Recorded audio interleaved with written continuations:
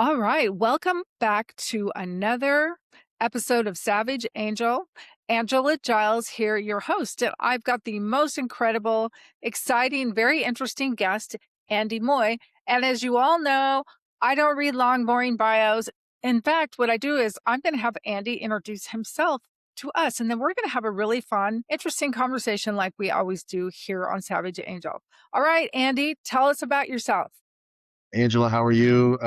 Yeah, Great. thanks for being on the program here. Super cool. Yeah, I'll tell you a little bit about myself. It's a long, winding road here, so we might have to take a few detours and a few pit stops along the way. But there's some exciting stuff in there. I think I can't really tell my background without starting with kind of my military career, which Yes, of course we can talk about the book and all the other things that sort of stem from that. But my whole leadership journey starts there.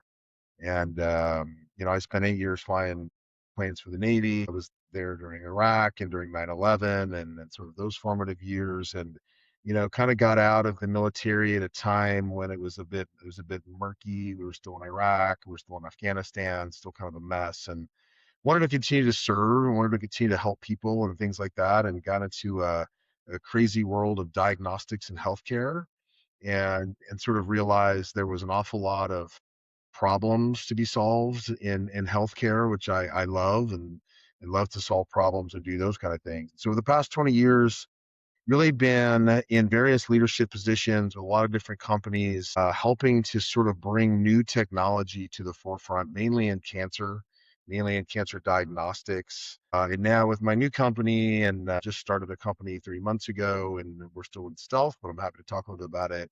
We're I'd really love to trying to talk. solve, yeah, it's still trying to solve some of the challenges in advanced therapeutics and cell and gene therapy, and solving some of those kind of things. So that's the very high level view of it. Along the way, got a few degrees, including a PhD in health economics, and it's been an interesting ride. And I think at the end of the day, I like to tell people I didn't take a straight line. A lot of folks sort of take a very prescripted, go to school, maybe get your PhD, maybe go to pharma company, maybe go to McKinsey, sort of do these kind of things. But I kind of learned everything I learned through doing it. Like being out there and actually trying to make things happen, and make things happen both in the military side but also in healthcare. And so I'm pretty proud of that piece of my. So with your military background and now, you're bringing the healthcare into it and leadership, you started this new company. How do they sort of work together? Like if you were to look back, I mean, I remember being young and 9/11 happening. I was in my early 30s, had my first baby, and then, Iraq, that was many moons ago. I remember all of that. And now here you are. Yeah. Yeah, it's interesting because the reality is, especially in the mid 2000s and 2010s or whatever, there was kind of a hard push, and maybe even before that, I'm not sure, but there was kind of a hard push for military veterans who got out to really downplay their military veteran experience. You know Is what I that? in what well, I think there was this feeling among corporate America that, especially with a war going on, especially with war veterans, right? Maybe in the 80s it was, but you just sort of, you read, all right, fine, you didn't really do much. But with guys who had come back from Afghanistan and Iraq and things like that, I think there was this fear by a lot of HR departments or consultants or whatever that, you were going to have this crop of vets who show up and, like, either going to have some kind of major issue, or we're going to scare the civilians who were kind of around. And so you really, I got, had these recruiters. We kind of get out there, these like specialty recruiters who kind of help military officers transition.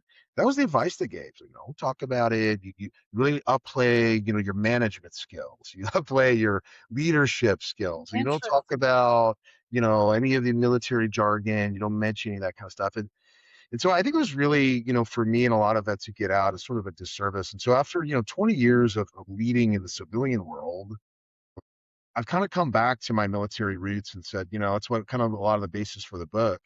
But it's like, it's kind of come back to this, like, there's a lot of really good information and really good things. And it's a reason I've been successful, because I've had that core foundation. And I want to get that back out there, right? It's important that people know, especially vets know, that that their experience does matter, and that civilians who are employing vets should know, like, hey, we want to hear about your experience because it'll help us, right? And we want to know what you're doing and how you did it and how you were able to build a base in 2 days. How did you do that, right? Like, and those kind of things. So, to your point about it feels like many, many moons ago. It does for me too. But as I sort of have reflected lately and recently and got more of a, I've gotten a little closer to other veteran entrepreneurs and veteran, CEOs and things like that. We all sort of share the same experience, and it's important that we now spread that word that, hey, veterans have a lot to offer, the civilian world, and it can be very successful, both in corporate America and as startup founders and things like Well, one of the things that I think is really interesting about it, and maybe this is a completely different thought than most people, is our world has changed so dramatically in the past, like even year. And it keeps, I mean, obviously, like we're all together with the internet, but with AI and everything and how it that. changes so fast. And Yeah, we're working with different countries, and then one minute a country is a foe, and then the next minute it's a friend.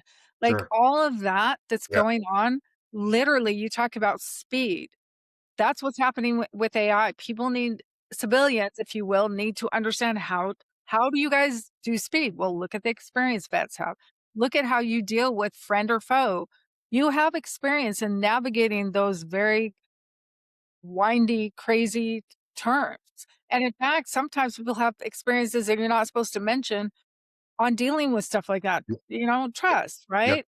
yep, So I actually think it's kind of cool and kind of different, and if you come at it from a different angle, and I would also wonder, Andy, you talk about leadership. I was actually just talking to someone else recently about how leadership is so different now yeah, with like there's 5 generations in the workspace with millennials and Gen Z, the way that they are viewing leadership or the way they lead or we're starting to see they lead is so different from ec- baby boomers, etc. So my question for you is how would you come in as a vet into a leadership role and manage and help, up and coming Gen Z millennials go yeah. into these leadership spaces in a way that like Gen X and beyond, it's different.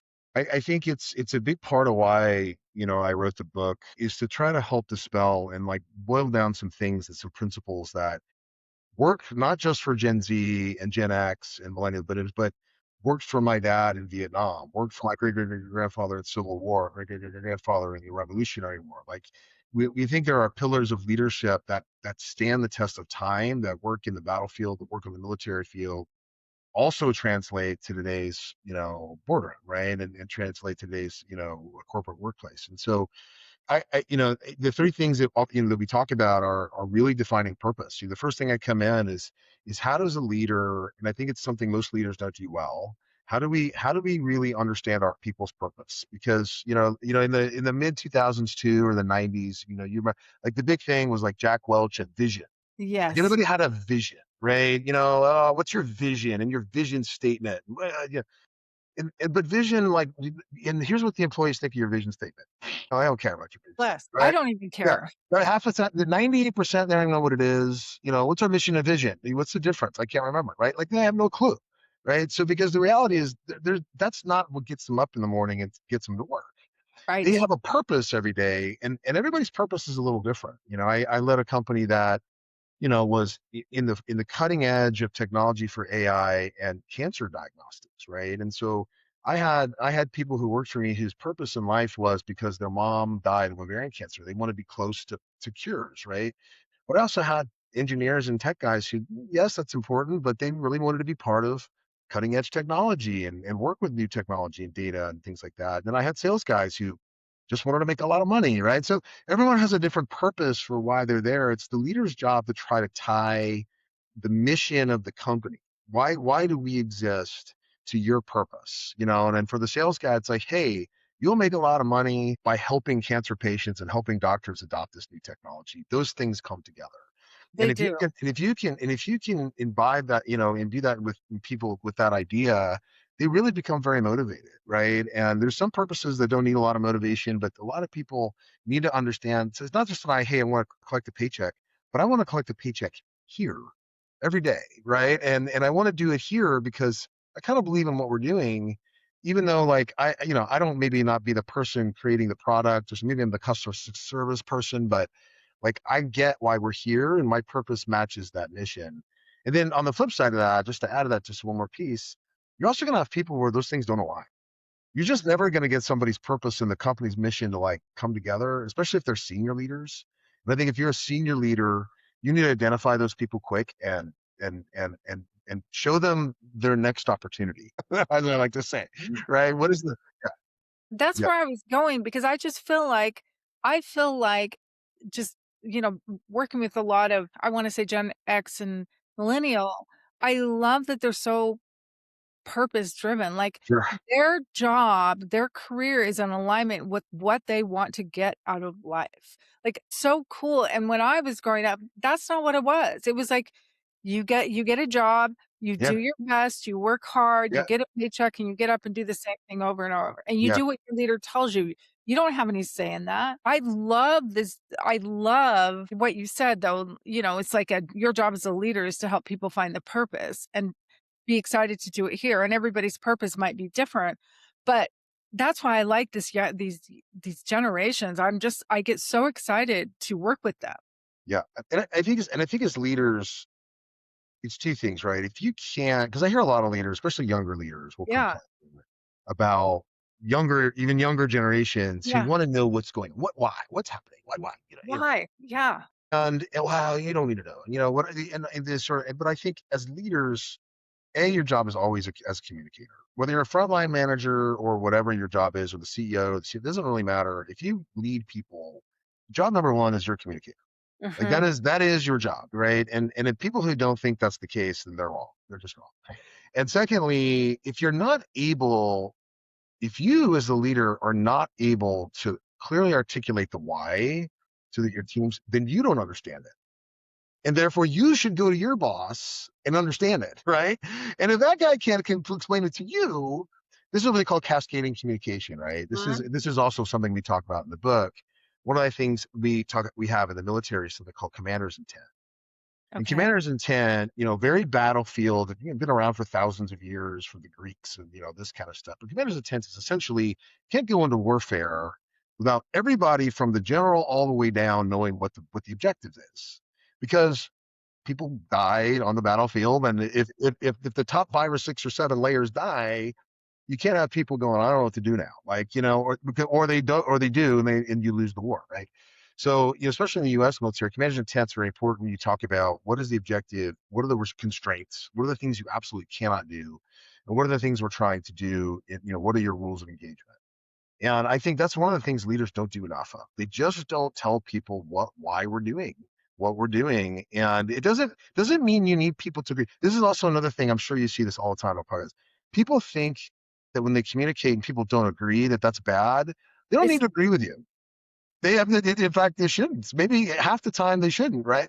Because leading people means pissing people off. But like, if you're doing the right thing, you're explaining what's happening. This is the reason we're doing this thing. Well, I don't agree with that. Well, okay, that's fine. It's not your role to agree with it, but I'm telling you why we're doing it. well, And exactly.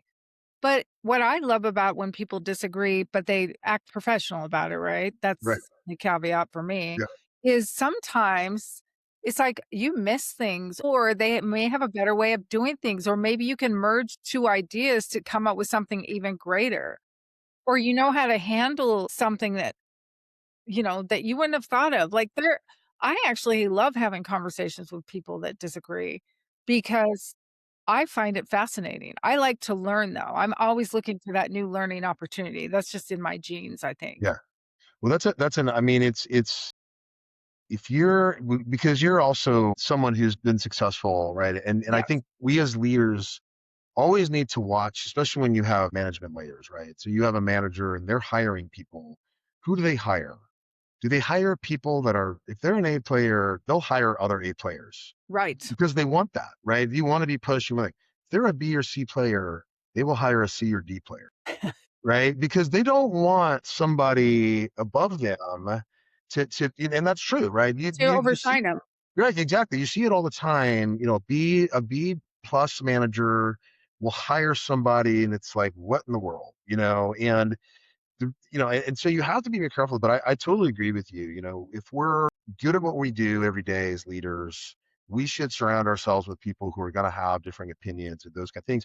And we use something, and I've used it for a long time in my career, this idea around debate, decide, and commit, right? It's meaning when there's a topic on the table for discussion, let's debate it vigorously, but then let's make a decision as a group, and then we all need to commit to that decision. And I think that last bit is what kills a lot of companies, because what will happen in an executive room is the CFO, I agree, I disagree, we shouldn't do this thing, blah blah blah, and then he goes off, and the CFO kind of tells his team, yeah, the boss made this decision and it's stupid, but so I guess we're going to try to do it, right? And what his team hears is, we ain't doing that, right? So, so the reality is, unless you really get your core leadership team, your manager, whoever it is underneath you, to believe that, they have to say, look, I disagree with this decision, Angela, but I'm on board, and I'm going to tell my team we're on board, and this is how we're doing it, right? So that's the key thing that I think submarines a lot of organizations do. Well, it's really interesting because as a leader, if you have someone that you work with, like you're the boss and you have the CFO that may disagree with you, but they're committed. Are they committed because they're committed to, the vision of the company? They're committed to it succeeding. They're committed to this. And is it personal for them? Like I think with, you're talking, you work with cancer, right? Cancer research, cancer. I think, you said something about how you have people that might work in there, their mom might have had cancer or Sure. their Yeah. mom died of breast cancer, whatever. Yeah. That's a personal thing. And Exactly. if I was a CFO and I disagreed with you, but I knew that you had a track record of success and you could help another person because my mom died of breast cancer, I would be on board, even if Yeah. I didn't agree. Yeah. Because I trusted you and I knew you had a track record of success and you listened to what I had to say, and I think that's the key. I think that's the key thing, right? Even if, because if you're a new leader, right? If you're a new manager and you're a new frontline manager and you've got 7 sales reps on your team, or you got 7 customer success people or something, you have to get people to believe in your credibility in some way. And I think you earn credibility and trust by listening, right? I think I've said this on other places, and it's crazy to me that this word has become politicized. We won't go there, but the word empathy to me is a superpower, because Yeah, all empathy means is understanding how another person views the world. That's it, right? It's like, if you want to be hard about it, we can go back to Sun Tzu in Art of War to understand your enemies to be victorious, and so, like, that's what it is, right? In negotiation, what does the other group want? How do we get from where they want to be to where I want to be in a negotiation? Same with leading people, understanding where people are coming from absolutely provides a leadership superpower. People love working for those kind of people. They love having someone, even, again, to your point, hey, at least he heard me out, and he made a decision that's different, but I'm on board because my opinion matters, and that's important. exactly. Yeah. So, tell us a little bit more about your new company. Yeah, I'm excited to get back in the founder role, and start to build something new. And you kind of talked about AI a minute ago. I mean, AI, especially in healthcare, I'm sure you've seen the Gartner's hype cycle. I mean, where we are in that hype cycle, I'm not exactly sure, but it's pretty high in the hype. And in healthcare, an interesting thing about healthcare is that any new technology that is cutting edge today will be fully adopted in healthcare like 10 years from now. Because that's just the pace at which it goes. The regulatory needs and the clinical efficacy studies and all of the things that go into it, reimbursement. But there are still a lot of things in healthcare that are painful. And if and no one, and I don't need to explain much to your audience. If you go to a doctor's office, this is the thing that drives me nuts. Like, you go to a doctor's office, and be like, I was here 6 months ago. And they're like, yeah, but you have to fill out the paperwork again. And I'm like, but I was just here 6 months ago. Yeah, I know, but you got to fill out the paperwork, right? And we're like, but why? Like, there is friction in the American healthcare system, and people talk about waste and all the things, but it's probably $1 trillion of garbage, of wasted hours and time and things that are just wasteful. And so I think technology has an opportunity, in AI particularly, to do a lot of things to support and automate Yes, the 100. garbage that's in this. And Yeah. So what we're really focused on is there's a new class of therapeutics called advanced therapeutics or cell and gene therapies, where for cancer, for example, you can pull immune cells out of the body, program those cells to go after your cancer, and then put the cells back in the body, and it'll go and attack that cancer. That's called CAR T therapy. There's also things like gene therapy, similar concept where you're pulling stem cells of the body to cure sickle cell disease or things like that. And these drugs are really, really expensive, half a million to $4 or $5 million each, but they're curative. They're life saving. They're unbelievable. I mean, in 20 years, I have a son in college, and I think about his kids will never have to worry about a genetic disease problem, right? Because it can be fixed. That's And but the reality is there is so much friction in just getting patients access, from administration to tracking to scheduling to just a lot of operational insurance. bottlenecks. And so what we're really focused on is that piece of it, is the supply chain logistics thing that can automate a lot of these tasks and get more of these drugs to patients that really need them and be curative. And so we're excited about that. We're working with a lot of community oncology groups to try to get this brought further into the community where people getting treated, and also working with a lot of the pharma companies as they bring new drugs on into So are you just talking to doctors in the community in your Dallas, or are you, like, actually going? the nation nationwide. We've raised the money with a couple of large venture capital groups. We're building the software platform now. We're sort of working with our first sort of large academic medical center customer partner, and hopefully we'll announce something here, by the end of the summer and the fall. So what is the name of the company, if you don't mind The sharing? name is called Glide Path Health. Okay. And the reason it's called Glide Path is we go back to my aviation days. Yep. And if you're on glide path, it means you're on track. It means you're on the right path to land the airplane safely. And that's really what we want to do, is we want to try to get as many of these patients on the right track, land those patients safely, in a way that they can get these drugs and be cured. Wow. Yeah. That's very, very cool. And it's a good application of technology. I mean, there's a lot of really cool stuff happening in AI, and we could talk about that for hours, but it's just slow. And it's slow not because doctors don't want to use it. It's just, I mean, there's some of that, but it's slow just because the system is just so full of bottlenecks and friction. It's a bureaucratic mess, and there's Yeah. a lot of red tape that we don't need. 100%, 100%. But it's unfortunately the system we've got, and then it's not that other countries' systems are better necessarily. Some are a little easier, but there's really nothing that's any faster, I to know. adopt new technologies.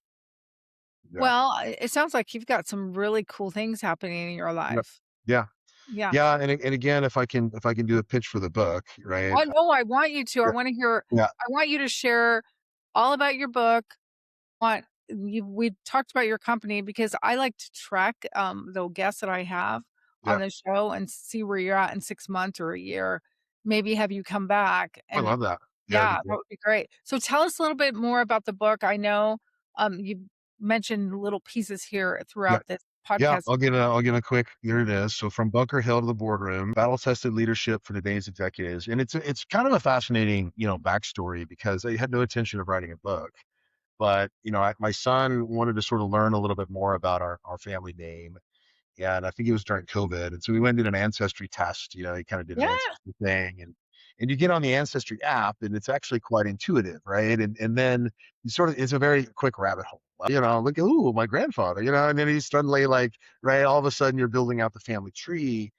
And I had realized, I knew my dad, was in Vietnam. He was an army guy for 25 years. But I didn't know much more kind of beyond his dad. But realized that we had this line along my dad's side of the family, going back to the Revolutionary War. So two Moyes who were in the North Carolina militia fought in this very pivotal battle called Guilford Courthouse in 1780, that really led to the end of the war with Cornwallis, surrendering. We had another, relative who fought in the Civil War, for 5 years. So again, the idea that we had was, are there these leadership principles that stand the test of time, that go through 250 years of this nation's, history and in these different combat eras? And that's what we found. We found these sort of three principles, and we tell the story not as a military history book. It's not. It's really a leadership book. We try to tell a little bit of the military at the time, the context, and then I talk about how that translates to today. really. And I also really talk about my experience as a CEO, my experience, leading teams for 20 years, and in my own time during Iraq and things like that. So we try to frame it in different ways and give the reader. And I think, like all good leadership books, my hope is, leaders sort of take one or two little nuggets, that they can walk away with and try to have every day in what they're doing with their teams. I love that. There's something you said too. It's advanced leadership. Yeah. Yeah, I think so. I mean, it's really for anyone. I got to really, as authors or anybody who does this kind of work, you get some gratifying things. I got a LinkedIn message from somebody I'd never met, and he was like, "Hey, I know this guy, and you know him, and he recommended your book because I'm about to take a COO role, and he said I should read your book."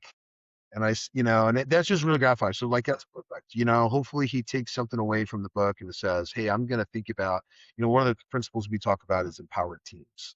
It's really, you see too often, particularly in small organizations, a central leader, a founder wants to control every single decision, right? Every single thing. And they kind of, like with an iron Bottleneck fist. it. Right. And then it's exactly right. And as the organization scales, the leader doesn't realize they're the problem, and until you start to empower the teams underneath it's like Steve Jobs say, I hire smart people, not to, so I tell them what to do. So they tell me what to do, and that's kind of the idea is you have to empower your teams, even on the front line, and I know you're in Vegas, but like the famous story is Zappos, right? Like Tony Hsieh was kind of one of the first to like put these $12 an hour customer success people, give them unlimited budgets to make people happy. And everyone said, you're crazy. Like you said, like you're nuts. You will lose money. Your company will tank, all that kind of stuff. But what happened was he gave them very clear direction. And he said, your job is to delight every customer that orders shoes, period. Like that was the only rule. That was the commander's intent. And so customer service people were spending $200 to fly shoes to a woman's wedding so they got there in time. They were flying, they were returning shoes for a guy's ball, whatever it was. But what ended up happening, as you might guess, is everybody and their mother on social media was like, this is the coolest, greatest company of all time. Right. Right. And so the amount of revenue and return that came from that way outstripped any of the, little costs of whatever the customer success people were doing. And I think it just goes to show you if you do trust people, it doesn't mean that every one of those customer service people was doing a great thing, but you have to sort of judge their judgment. Did they make a good call? Did they do it for the right reason? And if they did, you reward that, right? And because you can't always control the outcome has a lot to do with a lot of different things. But if you're judging the judgment of those people, then you're going to get a really good thing. So I think those are the things we talk about in the book. Again, purpose, these empowered teams, and then what you touched on earlier about adaptive intelligence, about being able to turn on a dime and learn something new and turn a company. I think that's also a skill that a lot of leaders sort of neglect. Well, I think it's important too. I mean, so Andy, where can they find your book? Find it everywhere, Amazon, Barnes and Noble, Target, anywhere you find books and buy your books. Just launched recently on Spotify audiobooks, which is Okay. cool because if you're a Spotify premium member, you get the book for free. It comes as part of your subscription, so that's super cool. Oh, Yeah, so that's that's cool. awesome. But otherwise, if you're on Spotify, you get your audiobooks there. Yeah, so find it anywhere you buy your books. Well, I've Kindle Unlimited, so I'm always like I'm very weird. I love to read. I read fast. I taught myself how to speed read when I was very young, but I also like to mark books. Right. Yeah, yeah. No, right. Yeah, yeah. I like to have both. I speed read it on Kindle first, and then I get the book out and I start reading and I mark the things that I wanna go Yeah. back to.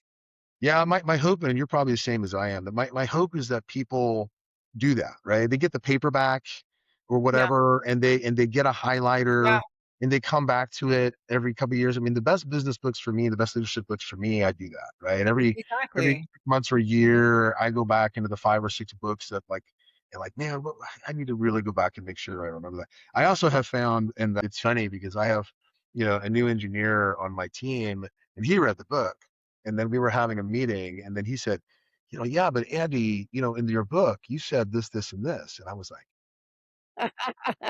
You're right. I did, didn't I?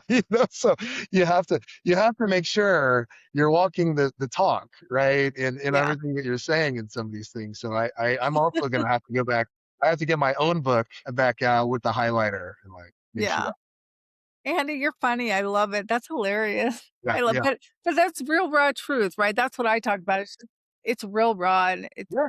everybody Exactly. does stuff like that. Well, Andy, it's been my absolute pleasure having you on. And I will tell you before I give Andy one last quick question, you can find all Andy's information underneath this video, wherever you're watching it or audio. I'll have all of his website, all of his social channels, his whatever he's willing to give me, his email.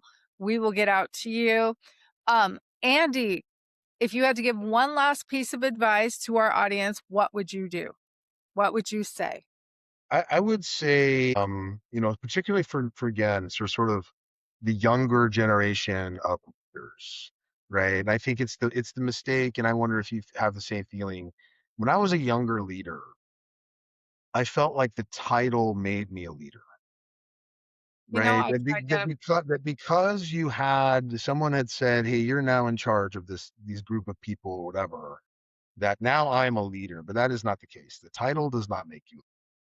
Being a leader means all the things we talked about in the episode today around understanding your people and understanding their purpose and helping them get to where they want to get, and but also achieving the mission of the organization and tying the organization and empowering your teams to do well.